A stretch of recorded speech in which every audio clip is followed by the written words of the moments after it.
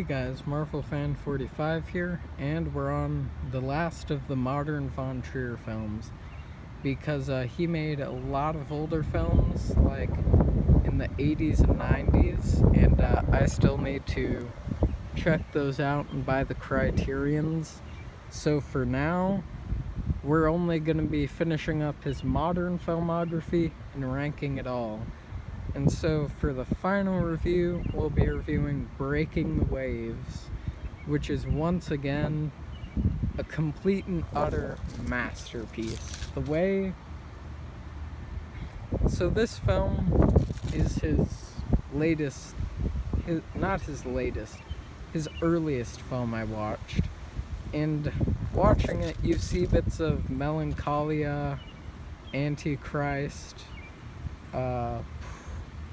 you see bits of pretty much all of his newer films in this film. And wow. This movie is also 3 hours, so in the last couple of days I've watched 6 hours worth of movies in only 2 movies. And I'm glad to say this was the last film in the steady for now. I'll be doing a conclusion video and a ranking, but for now let's actually review this. So it was released in 1996, I believe. If I get the date wrong, I'll put it in the title.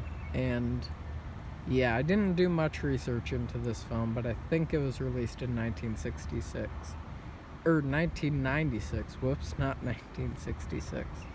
But basically, it stars Emily Watson, who's in Punch Drunk Love, one of my favorite movies of all time, and Stellan Skarsgård, who's been in pretty much every single Von Trier film.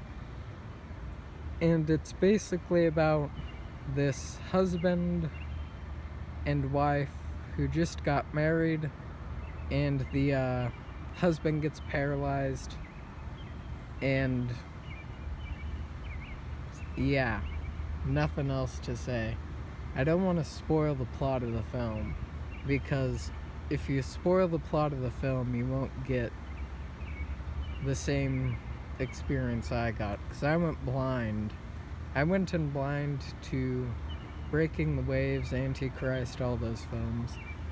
In this movie, really, so I was expecting it to only deal with like one subject, and it ended up dealing with a completely different.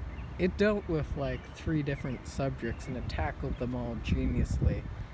But it dealt with religion, what's wrong and what's right in certain situations. Who was the bad guy of this movie? That's a tough question.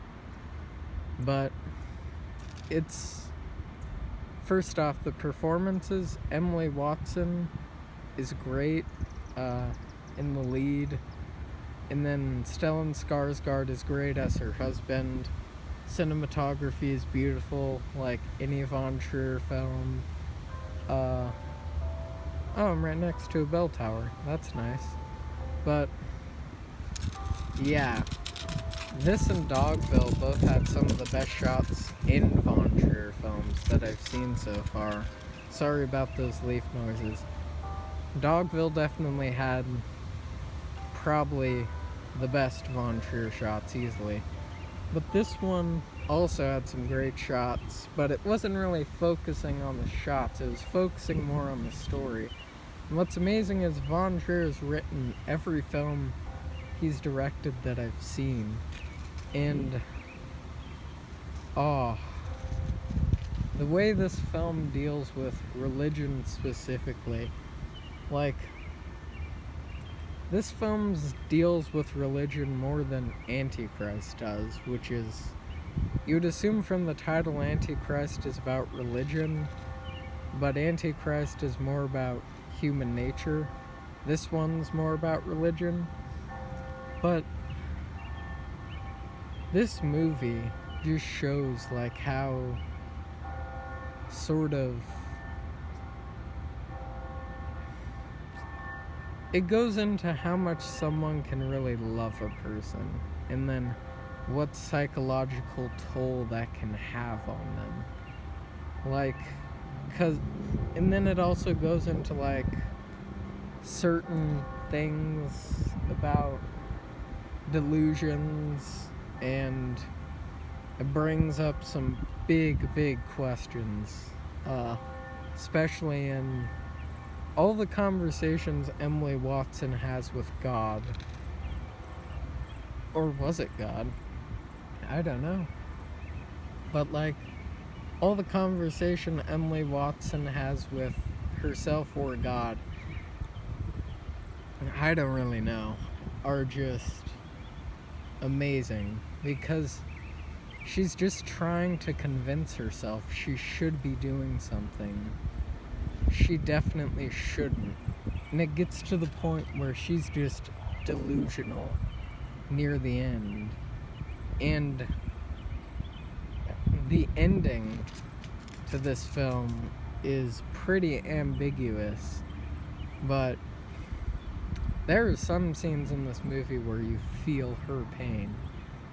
And yeah, this film is just another 11 out of 10. Perfect masterpiece. I don't really want to go on about it anymore. I may do a spoiler thing on it. But if you haven't seen it, check it out. And yeah, this is the last film before the ranking, where I'm going to rank all the modern Von Trier films I saw from, I believe we started with Antichrist, and now we're ending with Breaking the Waves.